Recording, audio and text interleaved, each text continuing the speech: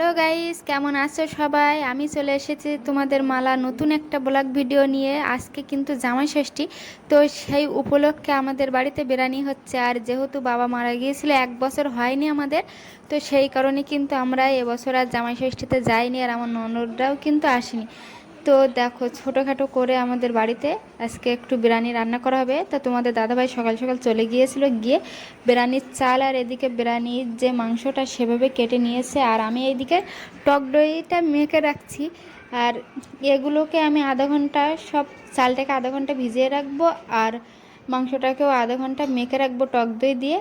তারপরে আমি এই টক দই দিয়ে সুন্দর একটা প্যাক বানাবো, বানিয়ে মুখে মাখবো। তা ভিডিওটা তোমরা দেখতে থাকো। আর আমার মেয়ে ওদিকে আমার গালে জাম দিয়ে গেছে। জামটা আমার ভীষণ ফেভারিট। আর মা যেহেতু রান্নার কাজ করে স্কুলে, তো সেইখান থেকেই কিন্তু আসার পথে এই জামগুলোকে এনেছে। তো আমি তো একটু খুঁতমুতে, তাই আমি একটু বেছে বেছে যেগুলো ফাটাফুটো ফেলে দিচ্ছি, দিয়ে সুন্দর করে নুন দিয়ে মাখিয়ে আমরা কিন্তু এখন সবাই বসে পড়বো খেতে। আর এই বছরের শেষে এই ফলটা কার কার খেতে ভালো লাগে বলো?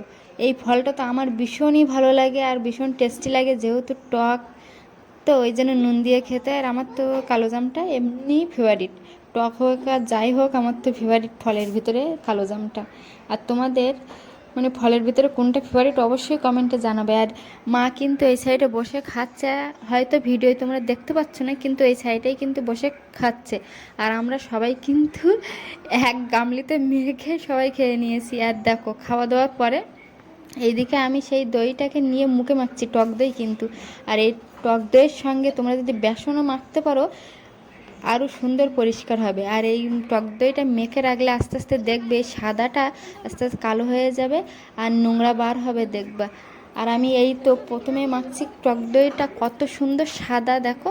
আর এরপরে আস্তে আস্তে কালারটা কত খারাপ হয়ে যায় দেখো। যার মুখে যতটা ময়লা, সেই হিসেবে ময়লা উঠবে, আর এই মানে টক দইটা কালো হয়ে যাবে। তো দেখো, আমি কান টানগুলোকে সব মেখে সুন্দর করে দেখো ভূত হয়ে গেছি। এবার আমাকে কেমন লাগছে দেখো, পুরো ভূত লাগছে।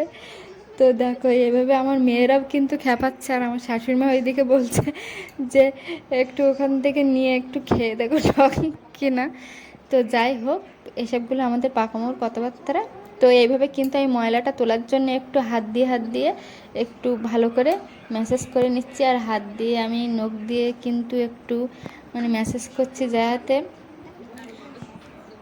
ময়লাটা, মুখের ময়লাটা উঠে যায়। তো আমার মেয়েরাও কিন্তু বসে গিয়েছে, আর আমি ওদের কিন্তু সুন্দর করে মাখিয়ে দিচ্ছি। তো আমার মুখের দিকে একবার দেখো, কত বিচ্ছিরি লাগছে, মনে হচ্ছে একটা ভূত।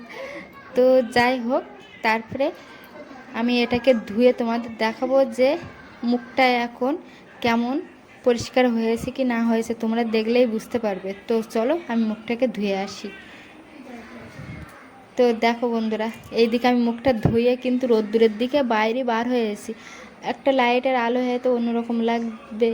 আর আমি এইদিকে মুখটা সবে ধুয়ে এসে দেখো কত সুন্দর আমার মুখটাকে গ্লো করছে দেখো। একটু হলেও পরিষ্কার হয়েছে, খুব পরিষ্কার না, হালকা একটু পরিষ্কার হয়েছে, যেটা সত্যি সেটাই বলেছি।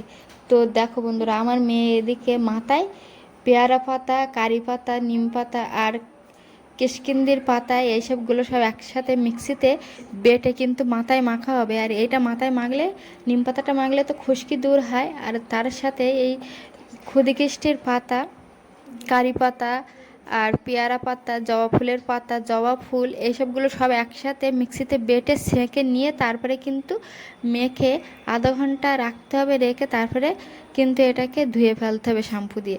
আর যেহেতু আমি এই দিকে রান্নাবান্নায় ব্যস্ত ছিলাম, আমি কিন্তু আর তোমাদের ওটা দেখাতে পারিনি। আগের দিনের ভিডিওই কিন্তু এটা মেখে কিন্তু তোমাদের দেখিয়েছি, আগের ভিডিওই দেখবে। আর দেখো, আমরা কিন্তু এখন অনেকটাই লেট হয়ে গেছে, আর আমরা ডাইরেক্ট খাওয়া দাওয়ায় বসে পড়েছি। আর এটাই তোমাদের দেখাচ্ছে। আর আমাদের বাড়ির এই ব্লগ ভিডিও তোমাদের কেমন লেগেছে অবশ্যই কমেন্টে জানাবে। আর যদি ভালো লেগে থাকে সাবস্ক্রাইব করতে হবে, করে পাশে থাকতে হবে। তো বন্ধু, টাটা।